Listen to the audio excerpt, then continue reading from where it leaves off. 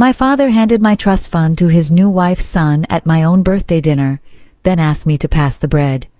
I was 34 years old, sitting at the head of a table I'd paid for, watching him slide a folder across the white tablecloth toward Tyler, like it was a party favor. My name was still warm on the birthday cake behind us. The candles hadn't even been blown out. "It's just paperwork," my father said, not looking at me. "Nothing to make a scene about, Marin." I didn't make a scene, I never did. That was always my flaw, if you ask my father. I absorbed things. I nodded when I wanted to scream. I smiled at Christmas dinners while my stepmother critiqued my haircut, my job, my lack of a husband. I was the good daughter, the reasonable one, the architect who designed buildings that would outlive all of us but couldn't seem to build a life anyone respected. That folder held $840,000, my mother's money. She'd put it in trust for me 11 months before she died of ovarian cancer, back when I was 22 and terrified, and she was the only steady thing in my world. She made my father the trustee because she trusted him, because she was dying and had no other choice. "Dad," I said quietly, "what is that?" He finally looked at me. There was no guilt in his face. That was the part that broke something loose in my chest. Guilt I could have worked with. This was worse. This was certainty. "Tyler's starting his restaurant group," my father said. "The trust allows discretionary distributions for, and I quote, advancement of family members' financial security. Tyler is family now. Tyler was 26. Tyler had been my stepmother's son for 4 years. Tyler had never met my mother. That money was mine," I said. My voice came out smaller than I wanted. "It was never yours," my father said. "It was a trust. I decide how it's used. That's what trustee means, sweetheart." Sweetheart. He hadn't called me that since I was 9. I looked at my stepmother, Diane, who was very interested in her wine glass. I looked at Tyler, who had the decency to at least seem uncomfortable, shifting the folder half an inch away from himself like it might bite him. Nobody said anything else. The waiter came to clear the cake plates, and nobody stopped him. I drove home that night with my hands so tight on the wheel that my knuckles went white under the streetlights. I kept replaying it. $840,000. Gone in the time it took a waiter to refill a water glass.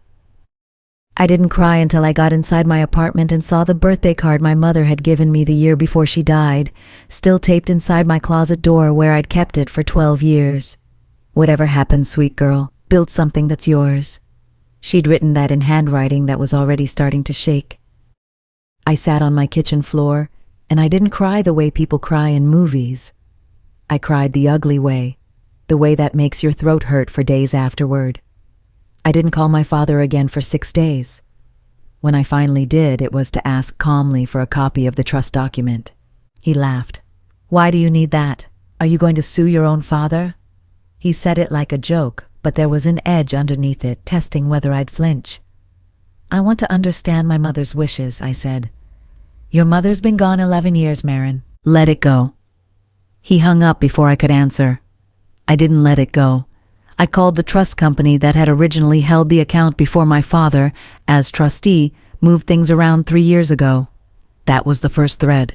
A woman named Priya in the trust department told me she couldn't discuss account details with me because I wasn't the trustee, but she could confirm, since I was a named beneficiary, that a formal accounting request would legally have to be honored within 30 days of a written demand.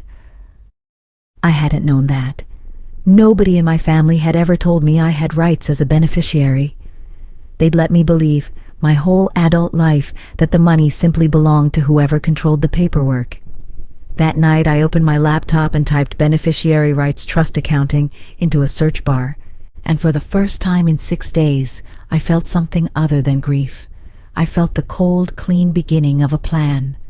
2 weeks later, I sat across from an estate attorney named Robert Casillas in a small office that smelled like old coffee and printer toner. I brought the closet card.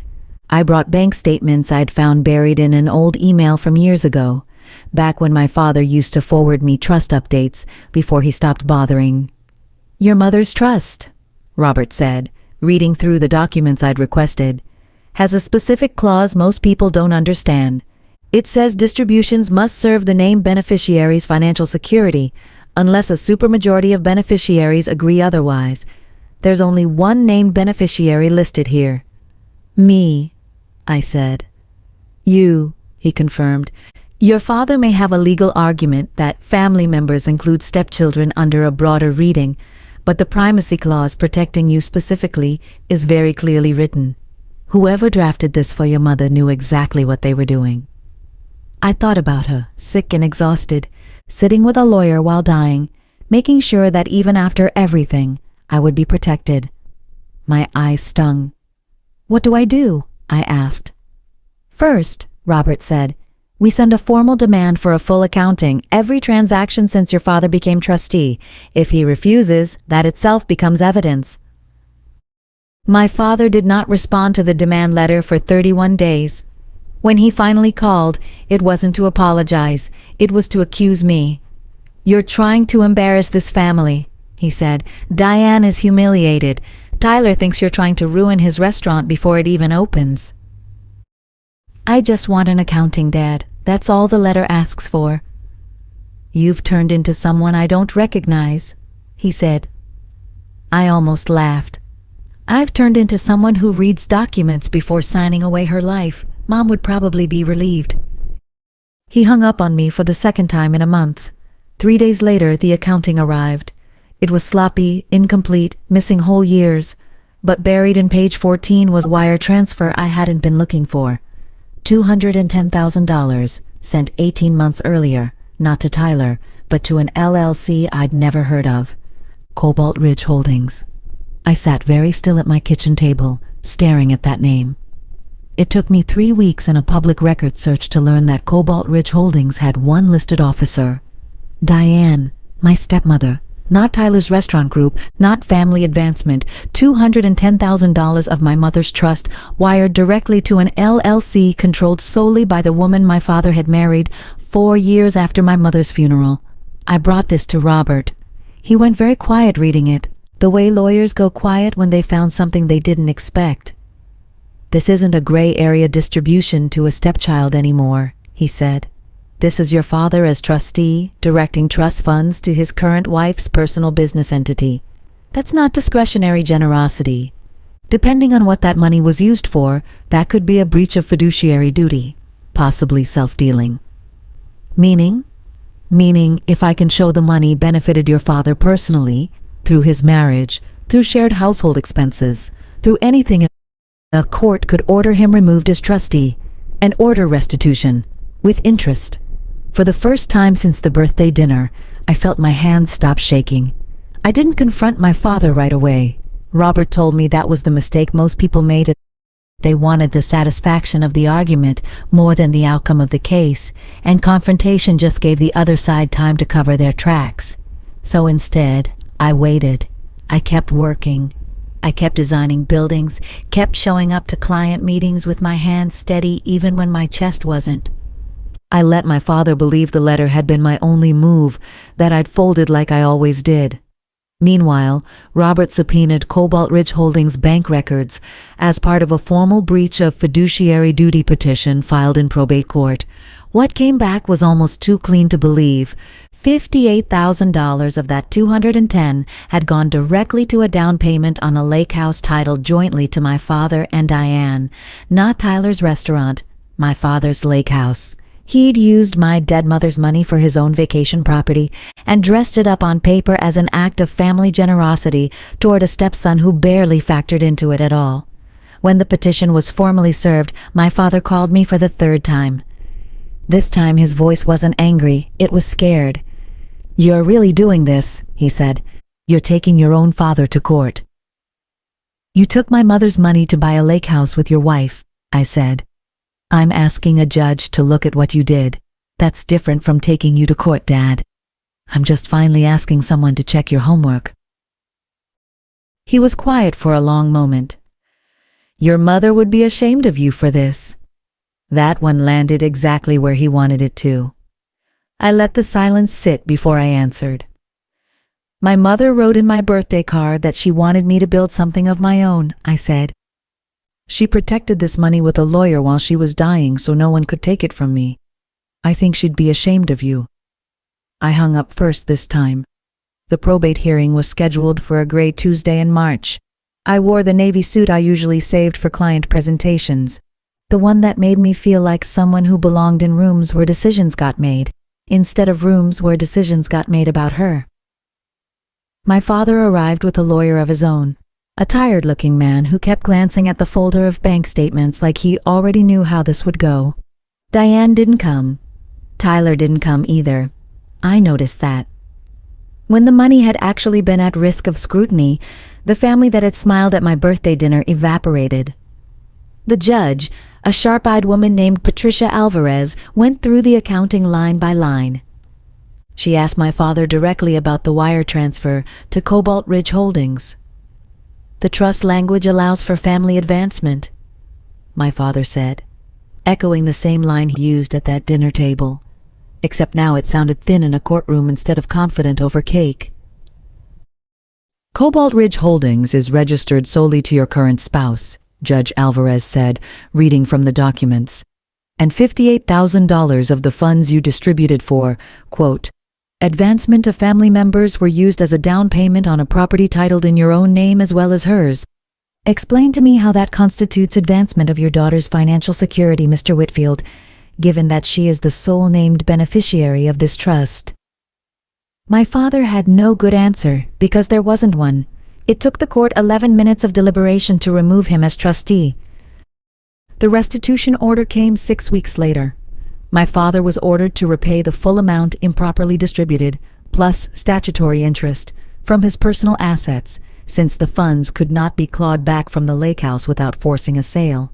He fought that too, until his lawyer told him privately, according to Robert, that fighting further would only expose more of what he'd done and could open him to criminal referral for fraud. He sold the lake house. I know because Diane posted about it online before quietly deleting the post. Something about starting fresh, with no mention of why. The money came back to me in stages over the following year. Not all of it legal fees, and the years already lost meant it would never be exactly whole again. But it was enough. Enough to put a down payment on my first home. Enough to finally, at 35 years old, stop feeling like my mother's last gift to me was something anyone with a folder and a bit of confidence could simply take. My father called one more time, almost a year after the hearing. I almost didn't answer. I did in the end, because I was curious what was left to say. "I lost my wife over this," he said. There was no anger left in his voice, just something hollow. "Diane left in June, said I dragged her into something that made her look like a criminal." "You did drag her into it," I said. "You just didn't think it would matter because you never thought I'd actually look." "I thought I was doing right by everyone," he said. "Tyler needed the help. I thought—" "You thought I'd absorb it," I said, "the way I always did. That's not the same as doing right by everyone, Dad. That's doing right by everyone except the one person who couldn't say no to you." He didn't argue. That, more than anything, told me how much had actually changed. The version of him that existed at that birthday dinner would have argued until I hung up first, just to win the last word. This version just breathed on the other end of the line, quiet, deflated, a man finally understanding the exact shape of what he'd lost. "I don't know how to fix this," he finally said. "I don't think you can," I said.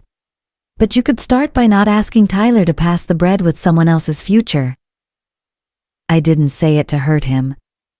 I said it because it was true, and because for the first time in my life, I let a true thing sit in the air between us instead of swallowing it to keep the peace. I still design buildings. I own my apartment outright now, the one with the closet door where my mother's card still hangs. A little more faded each year, but the handwriting still legible if I look closely. Build something that's yours. I did. Not the money. Money was never really the thing, even though it took me most of a year in courtrooms and lawyers' offices to understand that. The thing I built was smaller and steadier than $840,000. It was the simple, quiet fact of finally believing that my voice mattered as much as anyone else's at that table. That being reasonable didn't mean being invisible. That the good daughter could ask a question and refuse to look away from the answer. My father sends a card at Christmas now. Short, formal. I send one back the same way. We are not close. Not the way we used to pretend to be at dinners that were really performances for people who didn't deserve the audience. But there is no more folders sliding across a tablecloth in the dark. There is no more mistaking my silence for permission. Some nights I sit by the window in the apartment I bought with what was left of my mother's trust, and I think about her, 22 years into fighting a disease that would eventually take her, still finding the strength to sit across from a lawyer and make sure that no matter what happened to her, no matter who tried to take advantage of a daughter too young and too grieving to fight back yet, there would be a paper trail, a protection, a door she'd built for me before she even knew I would need it. She knew. Somehow, even then she knew. I finally walked through that door, and for the first time since the candles went out on that birthday cake, I feel like I'm standing in a room that's actually mine.